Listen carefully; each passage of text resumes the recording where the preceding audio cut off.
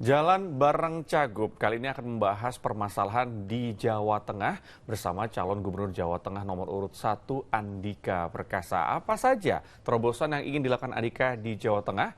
Inilah Jalan bareng Cagup. Target UMP nih jika terpilih nanti akan seperti apa sih dari Pak Andika? Kita harus tetap menjaga keunggulan kita. Kita lebih rendah daripada Barat dan Timur. Kemarin kami di Batan, itu parah sekali, bahkan tenggelam. Nah itu memang perlu kita tanggul laut.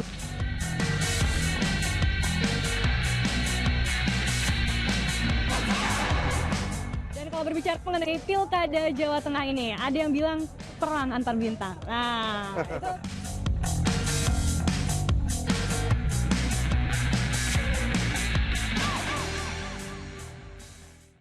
saya Rizka Andalina di Kendal, Jawa Tengah, dan kali ini kita akan jalan bareng dengan calon gubernur Jawa Tengah nomor urut 1 Andika Perkasa. Jadi Pak Andika sendiri secara umum nih punya program apa dalam mengentaskan kemiskinan di Jawa Tengah ini, Pak? Jadi kemiskinan itu kan muaranya Mbak ya, programnya tuh banyak. Pertama kalau misalnya tidak ada usaha baru masuk, kita akan sulit. Nah usaha baru itu pasti melihat dulu Mbak, orang mau masuk ke sini, investasi usaha itu kan dia akan melihat beberapa hal. Salah satunya adalah misalnya birokrasi. Birokrasi apakah misalnya pungli-pungli itu masih ada atau enggak. Kedua, mereka juga melihat kepastian hukum. Kemudian ketiga, kondisi real di lapangan. Misalnya cost of labor, buruh.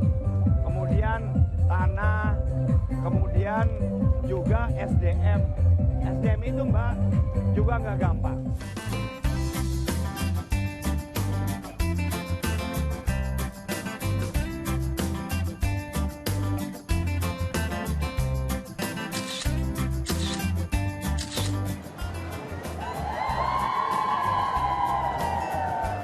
Aduh ramai banget ya Pak ya, udah kayak idola loh, tadi dikeremunin, terus dia apa digandeng lagi tadi sama pekerjanya.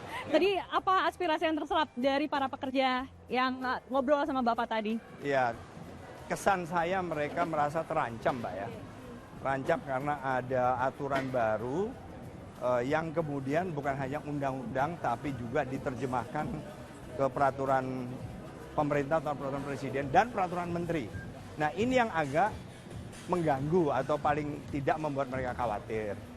Karena kalau ada kebijakan baru yang diberlakukan itu, maka yang dikhawatirkan memang ilegal yang masuk. Dan itu seperti industri tekstil, Mbak. Mereka terpukul sampai dengan PHK karena itu. Masuknya tekstil ilegal. Jadi karena memang harganya nggak bisa dilawan. Jadi mungkin harusnya ada apakah masa transisi atau apa yang membuat mereka ini masih terlindungi. Itu dari segi pekerja. Belum lagi pengusaha yang kita juga ingin mereka itu ekspansi. Nggak ada lain. Keinginan kami nggak macam-macam. Tapi bagaimana kita bisa memberikan kemudahan, relaksasi dari kewajiban-kewajiban mereka. Sehingga pengusaha ini bisa ekspansi. Dengan ekspansi, ya mereka lah yang bisa menyerap tenaga kerja dan menghidupi 4-5 kali lipat usaha mikro dan kecil. Target UMP nih jika terpilih nanti akan seperti apa sih dari Pak Andika? Kita harus tetap menjaga keunggulan kita. Kita lebih rendah daripada Barat dan Timur. Dan itu harus kita jaga, Mbak. Karena apa? Karena kita lebih banyak yang memerlukan pekerjaan. Kita nggak bisa misalnya setinggi mereka. Kalau kita mau setinggi mereka, nggak akan ada yang masuk di sini. Karena kita ini sekarang sedang kebagian rezeki. Ada relokasi Mbak, dari Banten, dari Jawa Barat, relokasi ke sini. Karena apa? Karena kan mereka milih.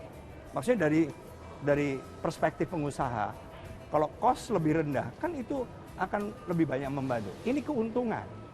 Dan ini harus kita pertahankan.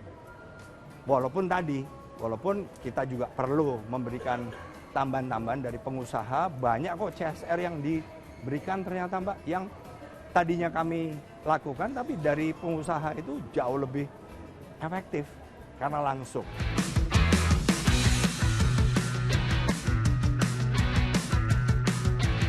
Nah, masalah lain di pesisir tuh sebenarnya juga ada tentang rob ya, Pak. Ya. Nah, apakah juga itu menjadi program prioritas dari Pak Andika nih soal rob, penanganannya seperti Betul. apa? Kalau Kendal ini bukan rob, tetapi memang banjir yang disebabkan drainase. Tapi kemarin kami di Batang, itu parah sekali, bahkan tenggelam.